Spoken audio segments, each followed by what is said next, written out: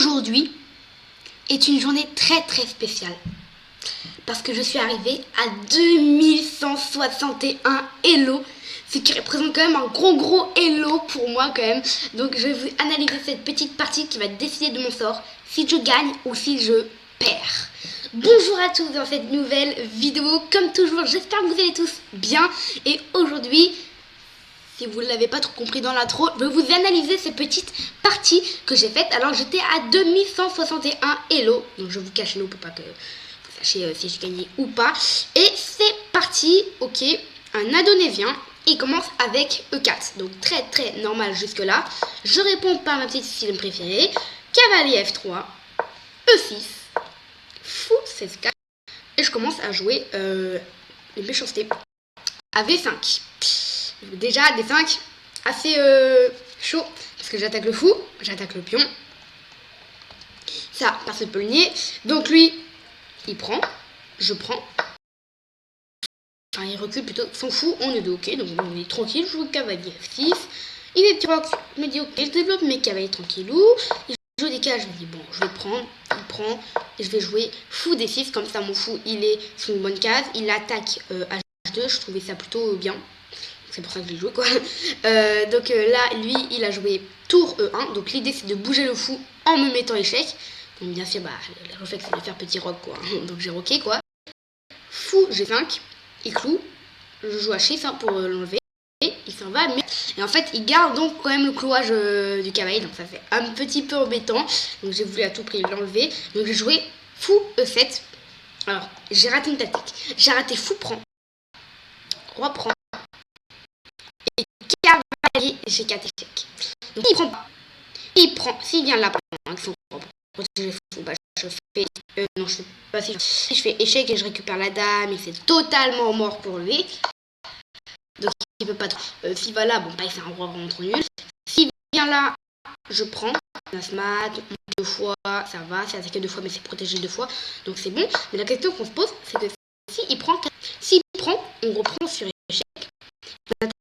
Donc le fou, lui, il va s'en aller là. Mais dès qu'il s'en va là, on prend le tas. On a gagné un pion dans la bataille. Ce qui est quand même très fort. Donc, on doit reprendre du cavalier, c'est mieux. Mais moi, j'avais pas eu cette tactique. Donc moi, je préférais jouer en disant que je bouge mon cavalier alors que c'est pas cloué. Donc parfait, lui, il développe. Je joue A6 au cas où... s'il y a des cavaliers qui viennent là, vous voyez, c'est très embêtant pour moi quand même. Et un fou. Donc c'est pour ça que je joue à 6. Ok, il développe son fou et je joue cavalier H7. Mon plan, c'est en fait simplement d'échanger toutes les pièces. Et c'est une grosse gaffe. Et lui, il a joué fou G3 en faisant comment qu'il. En fait, a priori, il prend. Donc moi, je faisais. Puis on prend. Je crois, ouais. Qui les prend. Je fais des G. Puis on prend. Et ici, comment fou prend. Genre, j'ai raté ça et ici c'était attaque double, donc je perds complètement la partie et ça lui il a loupé. Il a joué donc cavalier H7, il a joué fou G3, donc je jouais fou F6 en disant que je vais attaquer deux fois le cavalier. C'est réussi, il a dû protéger du coup. La bing G5, j'attaque le fou ici en F3, donc lui il prend que je vais reprendre du pion, mais je vais d'abord prendre son fou sur échec et dès qu'il là je prends donc le cavalier et du coup j'ai doublé ces pions sur la colonne F et ça j'étais quand même très content de ce petit détail mais qui va quand même servir. Donc ok, il joue C3, moi je joue tour 8 en me disant bah tiens je mets la pression, ok ça va, ça marche. D3, je joue A5. Mon idée c'est de jouer dame B5 plus tard. En fait là je voulais changer mais je me suis dit si je fais ça en fait il va rien faire. Et si je prends il va prendre, il va se dédoubler les pions et la partie va être à peu près égale. Donc ce que je me suis dit c'est que je vais, bon d'abord je l'attaque un peu, je le taquine un petit peu, voilà. Ok, il bouge sa dame et là je joue dame B6. Et l'idée de dame B6 c'est qu'à un moment je vais jouer fou E5. Donc par exemple il fait n'importe quoi. Je fais fou E5. Dès pas que ce est cloué ma dame. Donc lui, il fait par exemple comme ça. Il va prendre ici son fou, pour moi, fou. Et après, pion prend, ou cavalier prend, c'est encore doublé. Et j'ai échangé le fou qui protégeait la demeure du roi. Donc j'étais plutôt très content. Bon, après, alors, il dit le cavalier qui peut faire le du fou. Mais ça, je l'avais pas trop vu. Ok, cavalier F4. Donc, moi, je joue tour B8. Mon idée, c'est d'attaquer le pion. Et si il prend, parce que oui, il peut prendre une attaque, bah, je prends simplement. Et si il prend, je prends. C'était ok, la paire de fou. Et c'était plutôt ok, ça prend. Très très ok. Donc, ok, lui, il joue quoi? Bah, il joue pas cavalier 3, donc il l'empêche ici dame B2, donc moi je joue tour D8, ok, je protège. Cavalier H5 est très embêtant quand même, parce que je devais revenir en G5. Je pouvais revenir en E7, mais je voulais d'abord faire un détour en G5 pour qu'il pousse. Et ensuite, en E7, après son cavalier, vous voyez, c'était ça mon idée. Sauf que lui, il a poussé de l'autre et ça a vu. Donc moi j'étais obligée de revenir en E7. Je vous montre pas, j'aurais préféré revenir en E7 direct. Ok, il joue dame F1, donc je voyais pas trop l'intérêt de ce coup. Je me suis dit, bon, je peux pas faire ça. Attaque double, il doit être simplement cavalier F6, un petit peu mort pour moi, vous voyez, attaque double ici. Et si je prends de mon fou, bah, il y a point de jeu de sa dame. Donc c'est pas génial ici. Donc j'ai pas voulu prendre de risque. Fou C8 en me disant je vais attaquer la dame. Et normalement tout est parfait quoi. Tout est parfait là-dessus. Donc j'attaque la dame. J'ai plus que 3 minutes 47 et lui il a 7 minutes. À quel point il a joué extrêmement vite. Incroyable quand même la vitesse. Donc ok, lui il bouge. Cette fois il a rien longtemps. C'est la première fois qu'il a réfléchi aussi longtemps. Dame F5 il joue. Ok, je joue F6. Il joue dame F4. Donc l'idée, a priori, il faut c'est sacrifier, c'est bien. Comme ça, mais oui, c'est a priori c'est machin. Donc quand il bouge là, c'est un petit peu plus pour moi. Donc ok, moi c'est ça l'idée, c'est de protéger un petit peu plus le pion, vous voyez avec la dame. Parfait. Puis sa dame, je joue fou F6 en disant que je protégeais un petit peu plus ce pion. Bon, il a pas tour prend, hein, j'ai dame prend, donc ça c'est parfait là-dessus. En même temps, je me suis dit qu'après cavalier F4, je pouvais jouer fou F7. Donc là, on arrive dans la finale, alors qu'on a presque toutes nos pièces encore ici. Bon, encore c'est le milieu de jeu là, c'est encore milieu de jeu, mais on se rapproche de la finale à grands pas quand même. On est rendu au 30e coup. On n'est même pas rendu à la moitié de la partie. C'est allé très très long. Longuement, je sais pas si ça veut dire. Mais bref, c'était très très long. Donc ok, dame C2, moi je joue fou D6. Donc là je propose l'échange des tours. Et enfin, il prend. Enfin. Depuis une éternité, on se disait est-ce qu'on prend, on prend. C'est lui qui va prendre. Donc ok, prise, tout s'échange. Sauf que lui il gagne un pion là-dessus. Là-dessus, j'ai pas voulu faire fou prendre parce que je voulais fou prend, tour prend.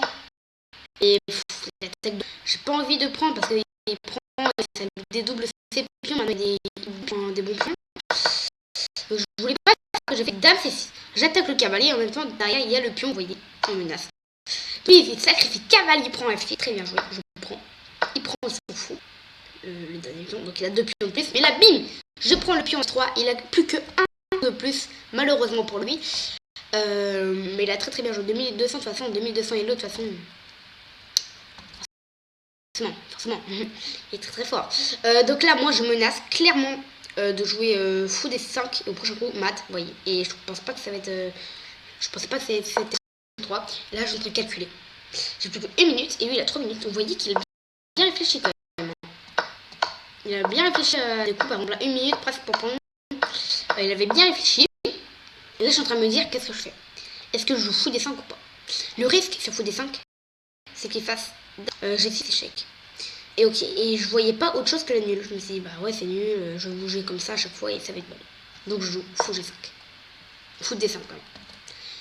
Fou D5, qui est malheureusement une énorme erreur. Punaise, si je voudrais trop rejouer cette position, je l'aurais rejoué avec grand plaisir et je l'aurais sûrement gagné parce que maintenant j'ai regardé toutes les erreurs qu'il y avait dans cette partie. J'ai raté. Dame G6. Alors pourtant Dame G6, bah oui, vous m'avez vu le dire que j'avais calculé cette ligne. Sauf que j'avais complètement oublié la tour. En fait, là-dedans, je me disais juste que j'allais pas jouer roi F8 parce qu'il y avait un échec là, avec le fou. Je me disais, il y avait autre chose que de prendre. Et je sais pas quoi. Et machin. Sauf que là, bah, tout simplement la tour en l'air. Et ça, je l'avais pas vu. Donc là, je me dis, bon, bah, je suis obligée de revenir. Donc, bim, il joue fou 6, je donne ma tour obligée. Il prend, je prends. Il joue dame G7 échec. Je bouge mon roi. Il joue dame G3. Et oui, j'ai oublié. En fait, de toute façon, parce que si je venais là, ça allait, vous pouvez jouer dame G8 échec. On va dire là, par exemple. Il avance. Il peut faire ce qu'il veut. Il peut même il y a la tour en l'air. Mais il peut faire ça. Échec. Et voilà. Et si je peux pas protéger, par exemple, là, pareil. Échec. On est dame. Vraiment dur à... C'était bon, là je me savais que j'étais à peu près mort, j'ai essayé de terminer ici, donc j'avance un petit peu les coups, parce que c'est moins intéressant forcément. Il a sacrifié sa tour ici, bon, bah c'est lui, hein, parce qu'après il a plus de pions que moi, donc j'ai essayé d'aller chercher tous ces... Malheureusement c'est beaucoup plus vite que moi. Bim, il a sacrifié la dame aussi, bon, après il a fait un échange, on va dire qu'il a fait un échange, donc prise, il avait 2 pions, ici j'ai tout simplement abandonné après G7 parce qu'il était à une case de la dame et je me suis dit que les chances qu'il fasse un misclick sont très basses, très basses. Et même s'il fait un misclick, il peut s'en sortir parce qu'il a 2 pions en plus et moi j'en ai 0. Et lui ses 2 pions ils sont passés forcément. Et ça c'était très grave, donc ici j'ai abandonné, j'ai préféré abandonner hein, pour pas le manquer de respect non plus de manière très forte non plus. Donc je peux enlever ici le classement Hello. J'ai perdu 8 points dans cette première partie, dans cette deuxième partie de la journée. Parce que la première je l'ai gagnée en 7 coups, tout simplement, c'est pour ça que je l'ai pas montré. J'ai gagné en 7 coups, j'ai gagné contre un 2240. Fastoche hein. J'ai gagné contre un 2240 en 7 coups, il m'a tout simplement donné un cavalier en 1. Donc voilou. Donc plus 10 et moins 8. Ça donne... Ah non. C'était plus 10 et moins 7. Là j'ai perdu 7 points dans cette partie. Donc ça fait 3 points gagnés. Donc j'étais à 2151 et je suis rendu à 2154. Hello. Plutôt content. Ça va. Ok, bilan de la partie. Donc mon moment fort. Donc voilà, c'est pas ouf. Mais ça allait franchement, ok. 2250, 1850. J'aurais préféré faire un tout petit peu plus que 2000. Mais ok, ça va, je ne dis rien.